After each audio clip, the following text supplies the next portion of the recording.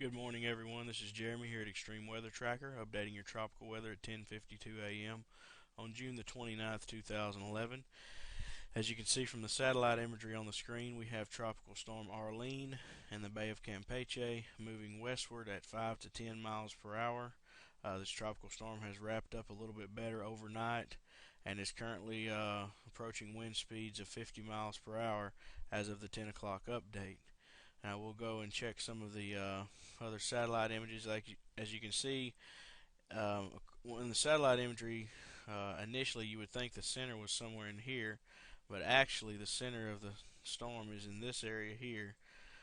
This is probably a mid-level center, so the storm is not very well stacked, but you can see the center in here, and you can see these broad bands around it. So the center of the storm is still very broad. Um, and not very well defined at this point, but it is becoming better defined, and the hurricane hunters are currently investigating. We should have some more updates later on this afternoon as far as wind speed goes. But this is slowly moving off to the west, and the Hurricane Center has actually issued hurricane watches for the coastline here of central Mexico because, according to their forecast, they believe it's possible that it could intensify into a minimal hurricane just before landfall, somewhere just south of Tampico, Mexico. So we'll have to see if that ends up happening. Right now, it's a minimal tropical storm, and we're going to end up. We'll see what ends up happening with it.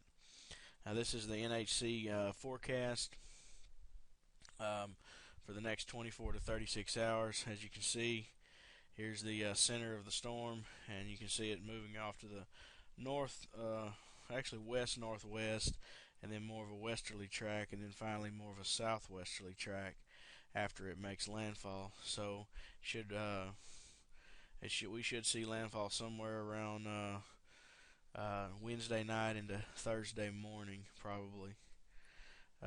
Also want to show you these are the model. This is the model consensus. As you can see, the models are tightening up and mostly in agreements, and we can expect landfall here on the central Mexican coast. As you can see, the envelope, the model envelope's not very wide at this point. They're pretty much all in agreements that this ridge of high pressure over Texas is forcing this storm to move almost in a directly westerly fashion, and eventually will move southwesterly. Uh, let's go and look at the. This is a graphic showing the rain potential over the next few days as the storm makes landfall. As you can see, in these areas north and east of where the system will make landfall, we could get 4 to 8 inches there. Locally, 12 inches of rain in some of these areas, and then on a farther out band of rain, you can see 2 to 4 inches, and then 6 inches locally. And so what we can hope for is a broad swath of rain through this area that has been under heavy drought conditions. So this could be beneficial, but along the coastline in this area here, they'll have to be monitor that area closely for mudslides and heavy rainfall, flash flooding, because they'll probably get more rainfall in a short amount of time than what they really need. But in any event, this could be a beneficial thing for Mexico. You could possibly get a few squally outer bands to brush South Texas. At this point, it looks unlikely. So anyway, once again, this is Jeremy here at Extreme Weather Tracker, and this is the last update that I'll do on Arlene, and this will be the last post that I do for several days as me and my family are going on vacation. So I'll probably be back with you guys around Tuesday of next week.